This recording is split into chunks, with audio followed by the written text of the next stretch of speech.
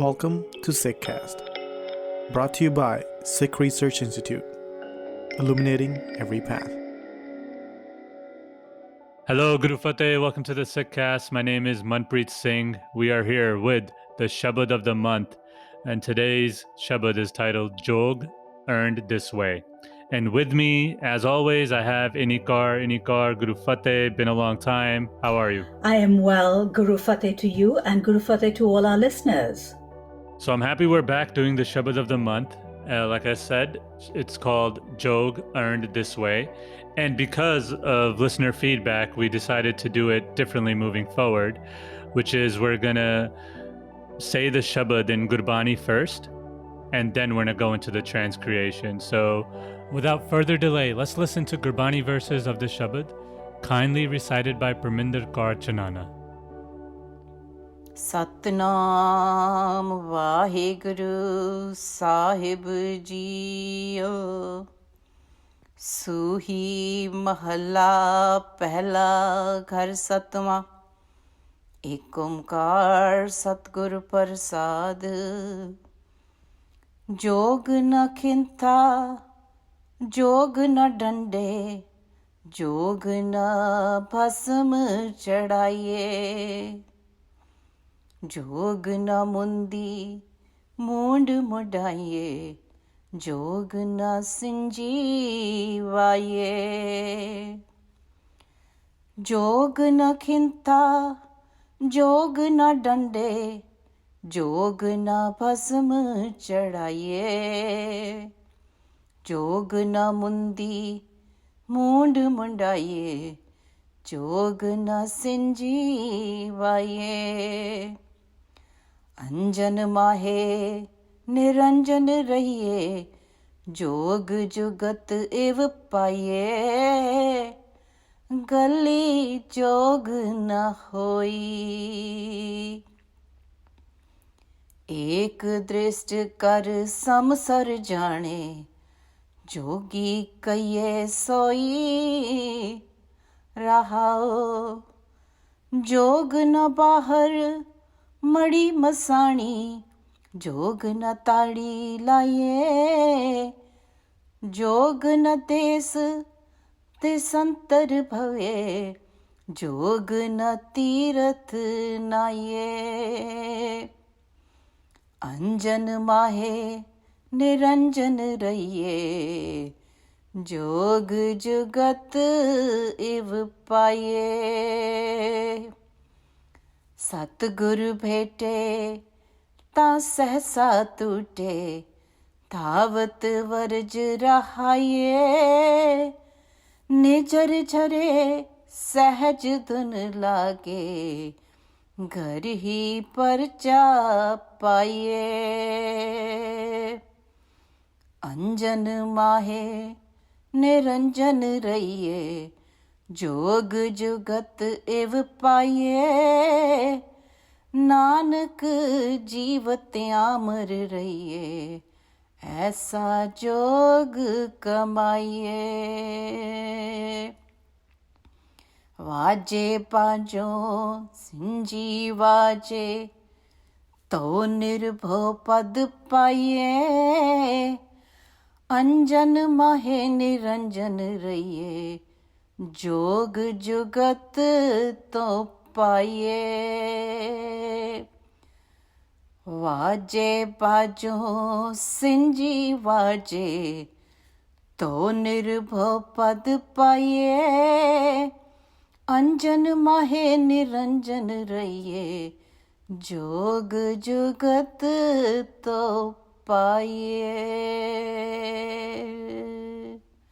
ਵਾਹਿਗੁਰੂ ਜੀ ਕਾ ਖਾਲਸਾ ਵਾਹਿਗੁਰੂ ਜੀ ਕੀ ਫਤਿਹ. Okay, we are back, and I'm with Inni. Inni, please take it away with the transcreation of our Sabad. Thank you, Manpreet. So this Sabad is by Guru Nanak Sahib in Rag Suhi, and it is on Ang on page 730. One reality realized by eternal perfection's grace. Jog is not attained by wearing tattered attire. Jog is not attained by carrying a stick. Jog is not attained by smearing ash on the body. Jog is not attained by piercing ears or shaving one's head. Jog is not attained by blowing a conch. Jog is attained by staying unstained amidst soot. Jog is not attained by talking. Who sees all as one is called a jogi. Rahau, reflect. Jog is not attained outside mausoleums and crematoriums. Jog is not attained through ascetic trances. Jog is not attained by wandering through home and foreign lands. Jog is not attained by bathing at pilgrim sites. Jog is attained by staying unstained amidst soot. When eternal Guru met, then doubts crumble, wandering stop, becomes steady, water flows naturally, music plays within. Jog is attained by staying unstained amidst soot. Nanak says, remaining alive while being dead, Jog is earned this way. Horn sounds without blowing. Jog is then attained by staying unstained amidst soot. Now, Manpreet, in this Shabad, I have kept two native words, as is, because I feel they cannot be translated. So I want to explain the first one, which is jog. Now, jog is derived from the word yuj, meaning joining or union. It is one of the 6 orthodox schools of philosophy in the Hindu tradition that seeks union with the supreme reality through body, mind, and breath control, as well as through various postures. So it's very formula-based. So therefore, a practitioner of this jog is called a jogi or a yogi. So the jog is actually one of the 6 orthodox schools of Hindu philosophy. And, you know, that people don't realize that, but I wanted to take my time and explain that part, and also keeping the words as is, because if you translated them, the translation wasn't coming out right. So I said, I want to use the native word. So now I'm going to talk to you a little bit about the Shabad. Now, this Shabad is extremely powerful at multiple levels, and particularly in today's day and age, when the yoga craze seems to be at such a frenzy. So it's important for us to understand what Guru Nanak Sahib is enlightening us about yoga, yoga, union, yoga. What is it that Guru Sahib is wanting us to know? And there's another aspect which I find quite fascinating, is that this Shabad is revealed in the Suhi Rag. Now, the Suhi Rag is sung at sunrise, and it is the Rag of love. It's a love that is so deeply drenched in the crimson color. And this is the Rag, which is also, this Rag, the Bani of Lamas is sung in this Rag. Suchachi, Kujachi, Gunbanti are also composed in this Rag. So Manpreet, I want to think of this Shabad as a love offering, that this is being revealed to us with such love, that Pacha is revealing to us the path to experience divinity, union, ekunkar, oneness with love. This is not beaten down. There's not a do and a don't. This is being with love that is being revealed to you. So take it in that spirit. See what is being revealed to you. You know, this is one way how I personalize Shabad. This is my relationship with Shabad. And, I share this with you because I often get asked, how do you personalize Shabad? How does it become personal to you? Well, this is one of my ways. When I feel that, the rag, which rag it is being sung, when it is being sung, and what is Guru Sahib telling me to do. So now the focus of the Shabad really is about the discipline of Jog itself, like Jog, which is now popularly called, yoga. So I want to spend a bit of time on understanding what Yog is, because so that we're all on the same page. So Jog literally, as I said before, means joining, meeting, union. And the purpose of this Jog, this union, is to unite one's consciousness with the supreme consciousness. And so here we're not speaking about yoga for health or for flexibility or for weight loss. This is not that. This Shabad is addressing the prevailing way that was prescribed. This was the way prescribed to unite with supreme consciousness, with something with a higher entity. Like this was the only way to be able to be done. So yoga, I'm going to use that word now, is about systems, formulas, methods. What do we do, in which form, the postures and control, very much controlling of the breath and focusing on one particular thing or a couple of particular things, so as to experience something which you will not experience in your normal day-to-day life. And as you master these methods, it is said that you experience union according to the yoga system. And therefore, so one who practices this form of discipline is called a yogi. Guru Sahib, what does Guru Sahib do? He redefines both these terms for us, Jog and Yogi. Now, and he does it, which is outside of the six Hindu philosophy systems. He says this is not it. And this is that brilliance of Guru. He takes what is existing, the existing prevailing systems, and he redefines them.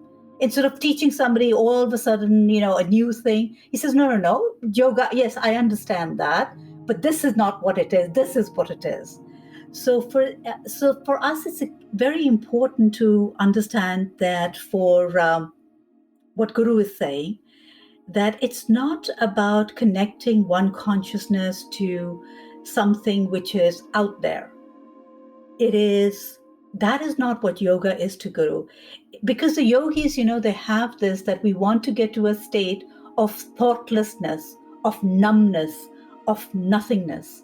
And that for them is that supreme state, to be in that thoughtlessness. That's not the Guru's way. Guru's way is to connect them to Ekunkar.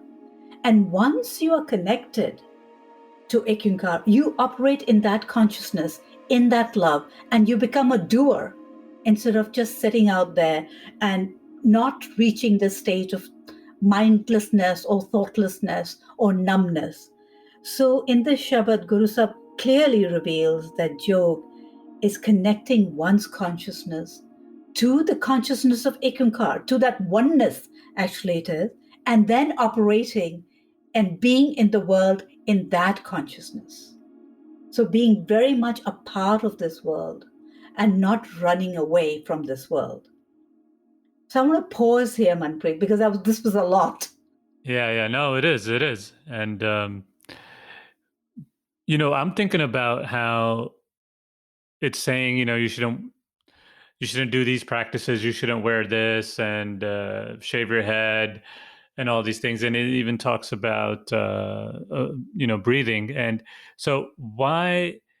So I don't want to say why, actually. The question is, even Sikhs today, how, I think maybe they did not understand the Shabad correctly, but there's Sikhs today. I've seen them on TV. I've seen them on, Facebook and media channels. Where like, this is how you sit when you do Path now. This is not doing other prayers. When you do, this is how you sit. And this is how many times you should say this. And this is how you breathe. And this is how you say Vaheguru. And Guru Nanak is basically destroying that here. Yes. And that's the power of Shabad. And that's the power when you know it for yourself. Because so long as you're being told by somebody else, you believe it. But once when you read it and you internalize Shabad, you know what Guru Sahib is actually doing. And then you put it into the context. Why is Guru Sahib saying this? What is that time period? What was happening at that time? Because we also know Guru Sahib went up to the Siddhs, right? Right up to the over there, and he speaks to them about it. So this is not a one-time deal. This is actually the practice which Guru has, is encouraging. You don't need to be sitting up on the mountaintop.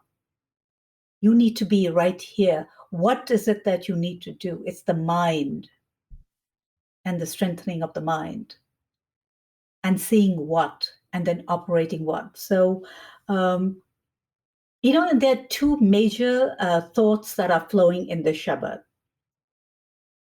And the one comes out from the Rahau line, which is the reflection line, which is always the main line in the Shabad. And it says that that yoga or yog or union cannot be achieved just by talking. What it means is by just giving a sermon, by just religious talk, by being intellectual and pontificating. That's not how you get to union. And yoga or union transpires when we bring the oneness within ourselves. It's that ik perspective, when we begin by seeing all as one, seeing everything as one, all be not only just human beings, it's the earth, space, life, everything. It is actually when we are seeing one in every particle. It's a state of being where the phrase tu hi just flows out of you. That means it's only you. That flows intuitively. You don't have to bring it on. It just happens because you're in awe of everything and you feel that you are part of this incredible creation. So it is when you see that one, you then internalize that one, then your every action and every word flows from that oneness. So it is that what Guru Sahib is saying, that you earn the title of a yogi then, when you see, act, and your everything is in that oneness, in that ik. One who sees all as one and speaks the language of one, that is a yogi. So it cannot be just attained by religious talk. So all these Sant Mahatmas, you see them sitting on television, right? And pronouncing these sermons. And Guru Sahib right in Rahau is saying, no. Do you see the one? And the question you need to ask them, are you seeing the one and all? Yeah, no, exactly. And all these things that are mentioned in this Shabad, those are very easy things to do. It's easy to pierce ears and carry a stick and go to places of worship and foreign lands and do pilgrimages and bathe and do it. That's easy stuff. Yep. But, when you see all as one, now that is very hard to do. That is very hard to do. All these other things are easy. And that's why I guess 99% of the world does that. Right. And so the second major revelation appears at the end of each pauri, each verse. In fact, it appears 4 times in the Shabad. And that tells me how important it is. So, I look at this line as a declaration, that this is a statement that Guru Sahib is making. Anjan mehe niranjan rahiye, jog jagat if paye. That means union is attained by staying unstained in the midst of the suit. Anjan is stained, Niranjan is unstained. So what does that mean? What is it telling me? It is telling me that I must live like a lotus in a muddy pool.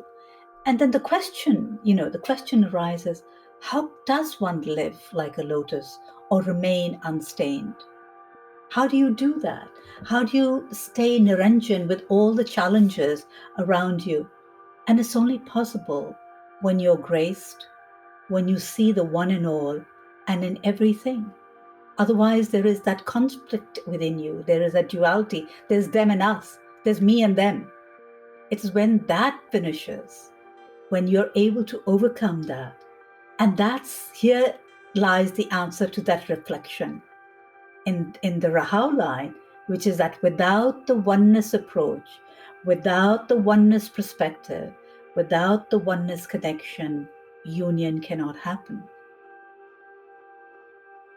So important. It's actually critical to see the one, the ik in all. And that's why Pacha began everything with ik onkar. And in here, he's bringing us back to that. See the ik, feel the ik.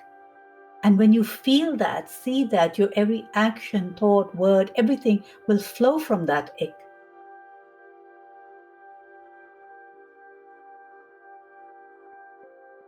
And, before I continue, Manpreet, I want to share my understanding. There's another understanding about the yogas and yogis in this. And it's important to understand that in, what happens in the yoga method, because it is formula-based and because it is so technique-oriented, it is prone to causing one's ego to rise.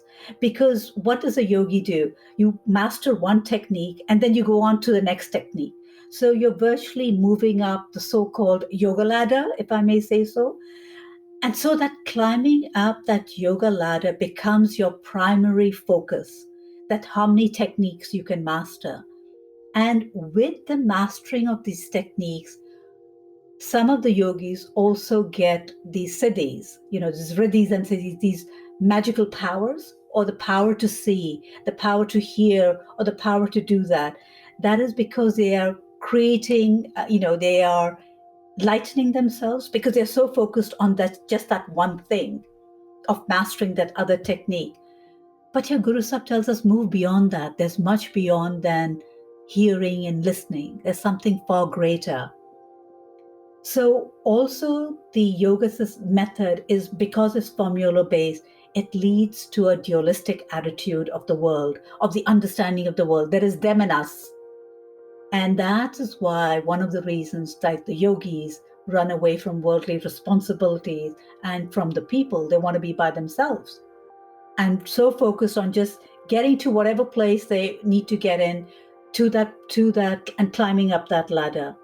However, Guru Sahib's way of union, of jog, is love-based.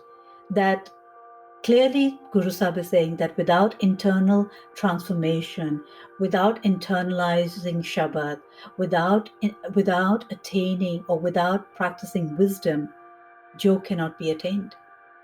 It's very much working on yourself. So now, you wanted, was there something you wanted to say? No, I am totally understanding what you're saying. The only line that's maybe I'm not getting is the one, the Nanak line of remaining alive while being dead. So what do you mean by that? So now we've gone right to the fourth pori. I haven't even taken you onto the three. Okay, we'll get to that, because that line had me like, okay, I don't know what that means. Yes, it's a beautiful line, and there are two meanings to it, and I'll come to that.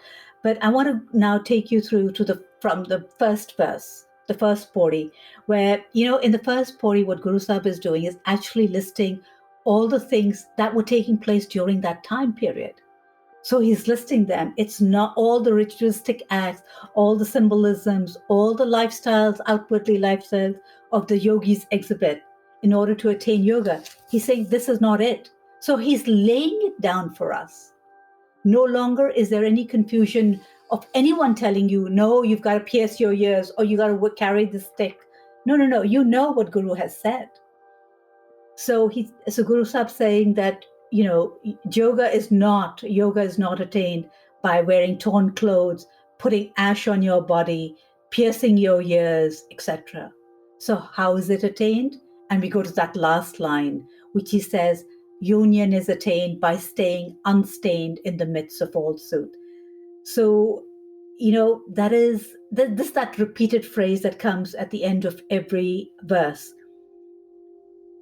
And this actually is, by staying unstained, is a real state of love.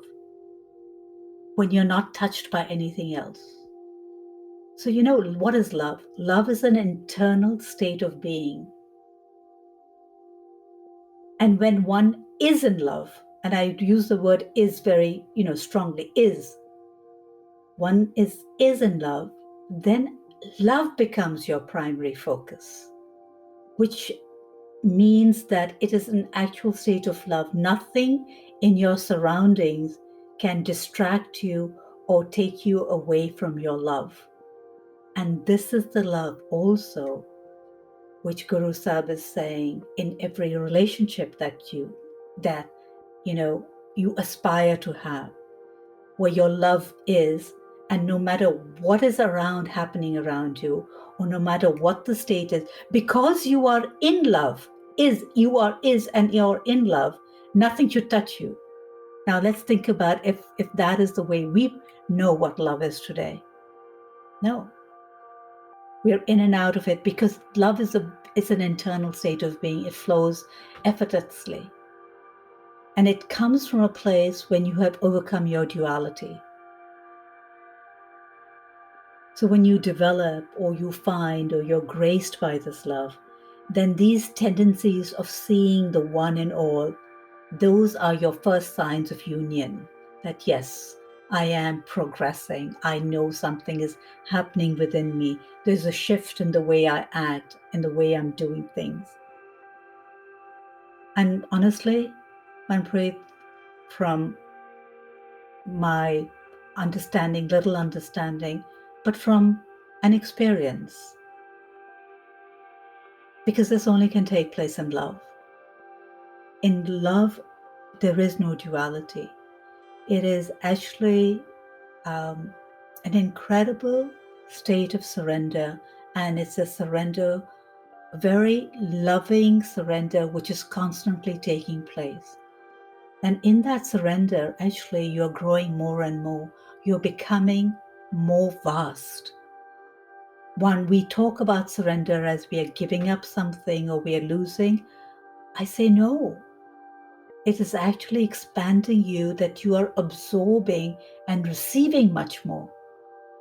So I don't know how else, surrender is the word we use, but I want to use the word loving surrender. But in this surrender, what we receive, what we experience is far, far greater than what we think we have given up. Because we've given up nothing.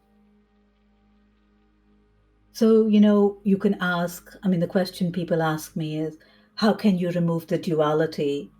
Well, the duality is only removed when one internalizes Shabad, when one allows Shabad to chisel you, when you allow Shabad to work on you, and then you imbibe that wisdom and you walk in that wisdom, and you begin to see the oneness everywhere. And then that is, again, going back to the Rahau line. So everything is moving us towards seeing that one, feeling that one, being in the presence of that one, connecting with that Ekunkar, the oneness. So in the second Pauri, Guru Sahib is speaking to the practices of that time, that it's not, what the yogis were doing by going into trances, by bathing, by going into all these so-called sacred places. And Guru Sahib is saying, no, it's not. Yoga is not attained that way. It's attained by staying unstained amidst of everything, whatever is happening in the world. Don't let it affect you. So now the third Pauri, I want you to look at it, because I truly believe that this is the way Guru Sahib is revealing how to attain Jog, how to attain the union. And he says, when the Sat Guru is met, Sat is eternal, Guru, teacher, the taker of, right? So who for us is Sat Guru? It is the Shabad. So it means when you connect, when you internalize Shabad, and when Shabad enters your consciousness, only then can doubts disappear. And when doubts disappear, the wandering stop. And I'm not talking about a physical wandering. This is that internal wandering that is because you found your anchor. no longer are you going from, no, ਤੁਸੀਂ ਭਟਕਦੇ ਨਹੀਂ ਹੋ ਫਿਰ. You're there. You know exactly what needs to be done. You know you have found your anchor. You're actually truly home. And there's a safety and there's a contentment in there. Like, you don't have to look any other way. You don't have to look at any other path. You're there. You know it. Now it's a question of walking it. I mean, that's another story in itself. How do you walk it? But at least you know you are home. You know this is your home. And then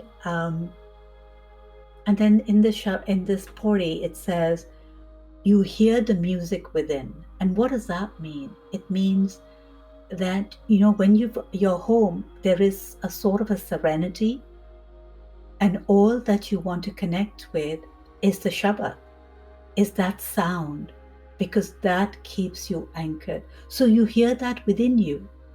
At first you're looking for it outside, you're hearing it outside, but now because it has entered your consciousness, it is within you.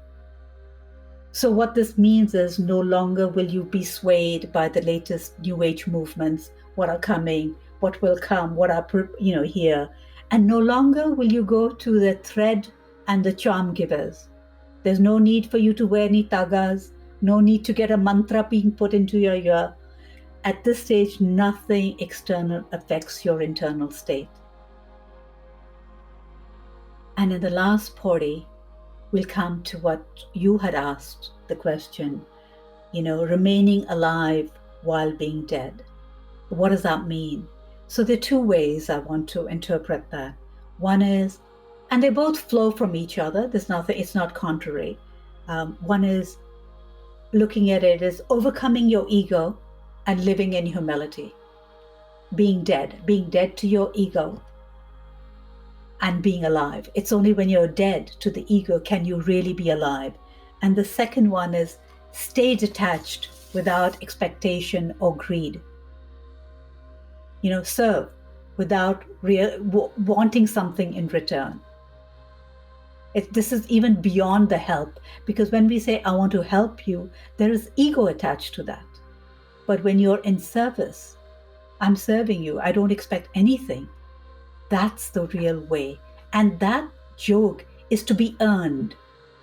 This is the real way of jog. Kamaiye, there's a word there, kamaiye. Kamaiye is earned. So Guru Sahib is using this word kamaiye, which means it has to be earned. It's not going to be given to you. You have to earn it. There's effort involved. And, nothing is earned without effort, without a discipline. So this is a practice. And when you have earned this kind of union, then the sound of the horn. Now the sound of the horn, the yogis play when they want to get into the trance, that this will take them into a trance and they'll be able to hear this music within themselves. So Guru Sahib is saying, no, this musical trance will happen intuitively without the need of any artificial inducement. You don't need anything outside. Everything is within you. The music is within you. And Jog is attained that way. Now in the last line, look at that last line carefully. The three lines are the same, but the last line has one extra word in it. Tao, then. So after doing all this, Pacha is saying, if you do all this, then Jog is there. Jog is attained by staying. This is this Jog. In the last line, Jog is then attained by staying unstained amidst them. You have to earn it.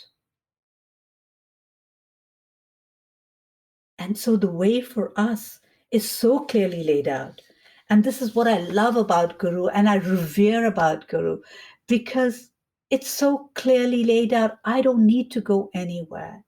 For a seeker, it is the Shabad. Shabad is the Guru. And that's all what you need to do.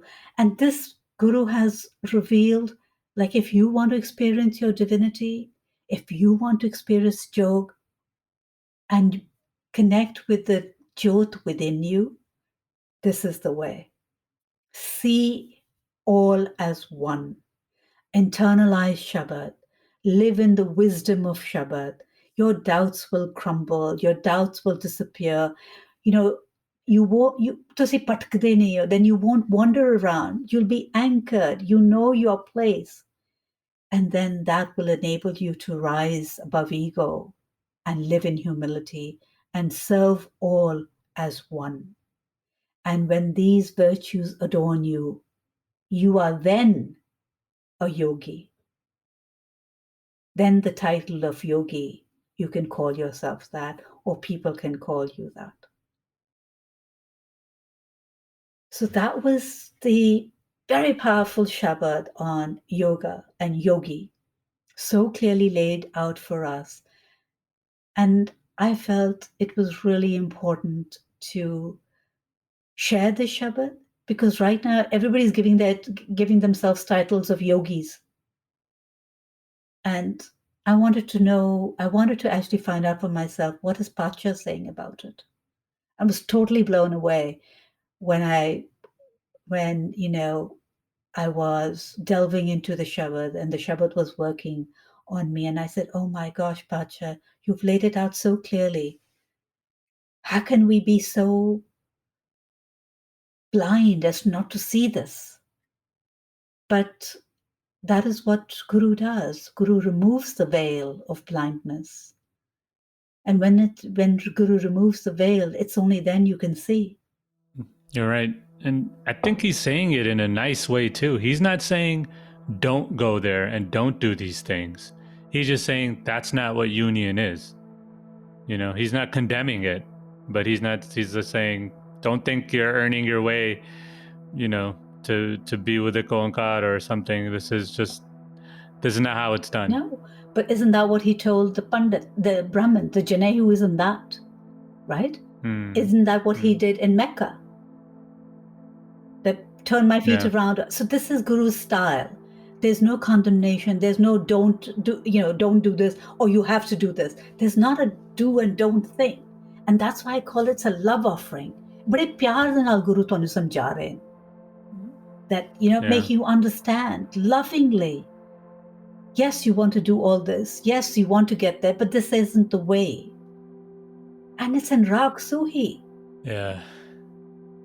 You know, when I think about, and I know you're a lover of heat and stuff, but when I think about it, I mean, I was very young. This doesn't happen to everyone, but I was like very young when I was introduced to Heat Ranja, and all that stuff, and all the Punjabi love songs and stuff. So how do you think about Ranja in this way? What was Ranja's focus? Love. What does Ranja tell Balnath Yogi? He goes to Balnath Yogi because he needs to attain certain things to attain here. And he does so well with Balnath that Balnath says, you're moving up the ladder so quickly. I want you to stay here. And what does Ranja say? He says, if my goal was to be a yogi and to seek union with whatever your entity is, I would stay. But that's not my goal. My goal is here. Here is the only one I love. He was very clear, and he did everything he knew how to get to his love. So if he had to walk this path of a yogi to get to there, yes, I'm going to do it, but don't confuse me. I know what my end goal is. You can do the yoga exercises. You can breathe. You can, inculcate that discipline, but don't forget what your goal is. And don't get so involved in the techniques and the methods and go so absorbed. Look at this, what I can do, and forget what you want really. And that's where we forget. We forget the end purpose. And we get so carried away with what we can do with these powers, or the way our body looks, or the way we, the posture, whatever else, that everyone says, oh my gosh, you look great, because, well, I do yoga, so it's at many levels, at the physical level, it's also at the mental level, it's the same thing. Because with this discipline, there is definitely, there is a steadiness that comes within you. There is something which is, which you imbibe along the way. And this is what Guru Sahib always tells you, don't get attached to these things, because they will become obstacles. Rise above these things also. This is not the end goal. For us, the end goal is to experience oneness, to live in that oneness, and to serve in that oneness. We are not to sit up on a mountaintop and do mantras while the world is burning. We are very much living in this world, serving in this world, in the consciousness of oneness. This is amazing. This is amazing, because he's saying a lot in this, describing what union really is. There's a lot of lessons in the Shabad, for sure. Wow. I mean, for me, I realized what he was talking about earlier about, what Jog is and what union is. But a lot of Sikhs now, this is a little argument in Sikhs, and Harinder says it in his lectures too. What do you do now? Some people say you just keep doing kirtan and shabads, and some people are like, no, you got to go out and be activist. And Guru's like, you got to do it all. You're right. You're not going to be sitting on a mountaintop and singing shabads. You need to be out in the world and see oneness, and then you'll start doing stuff in the world, and that is how Jog is going to be earned, not just, sitting alone and doing stuff selfishly or just for yourself. And being an activist in the world is also when you are connected to Shabad. Otherwise, that activism is destruction. It's destructive. Yeah. Because you don't know what you're fighting for and what it is. I mean, I see it. It is the ones who are connected, the ones who are very clear. Their activism is very different from the ones who are marching down the streets and burning shops down. That's a form of activism too, but that's destruction. Yeah. You're right. So where does the activist actually get that centering? That centering must take place before you can go down marching on the streets, because otherwise you won't know what you're doing. Yeah, and your ego might get in the way as well. Absolutely. In this Shabad is, in the Raha particularly, it is seeing all as one. Seeing the one in all and seeing all as one.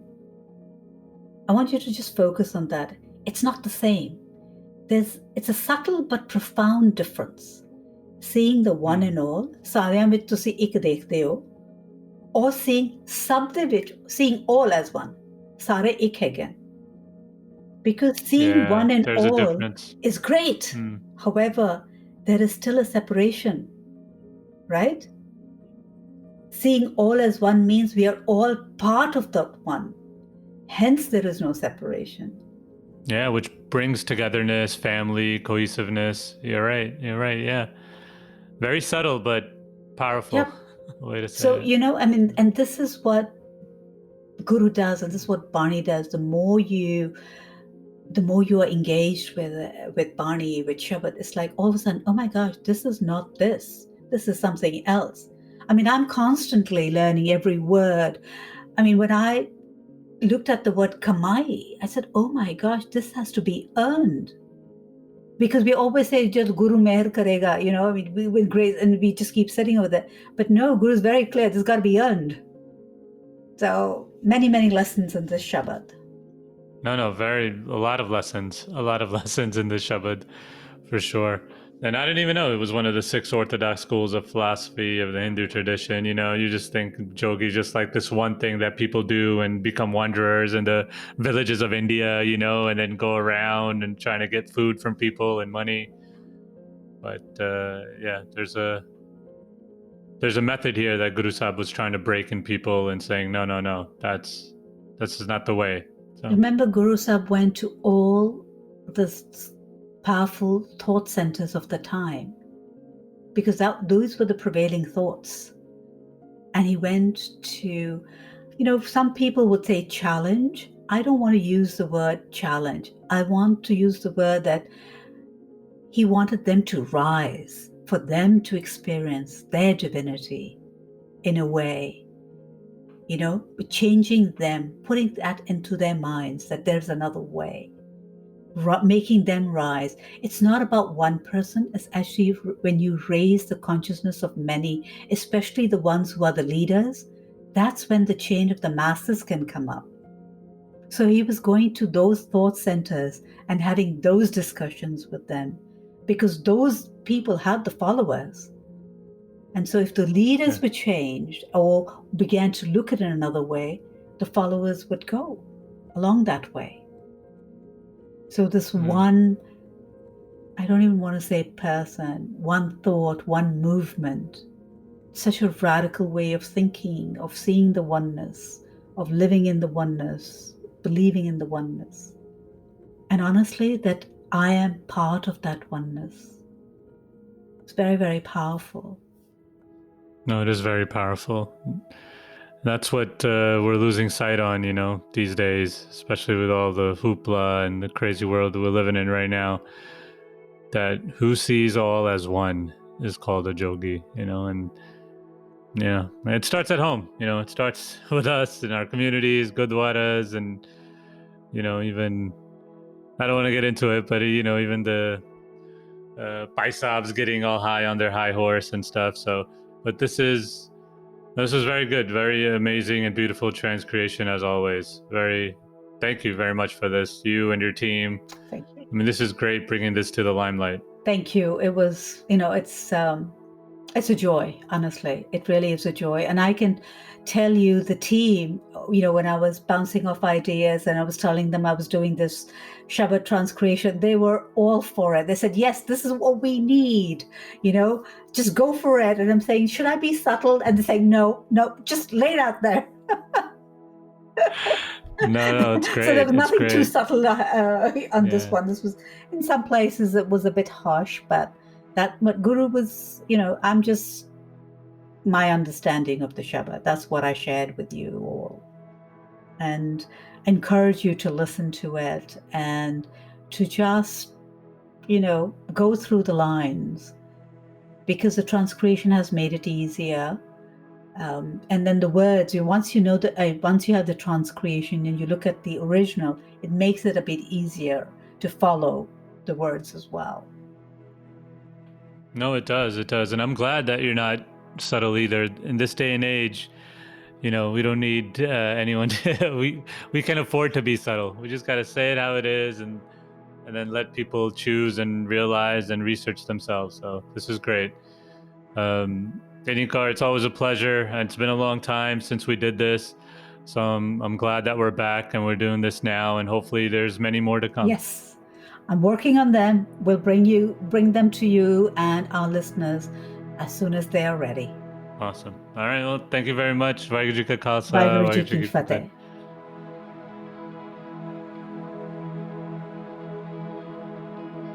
You were listening to Sikh Cast by Sikh Research Institute, illuminating every path.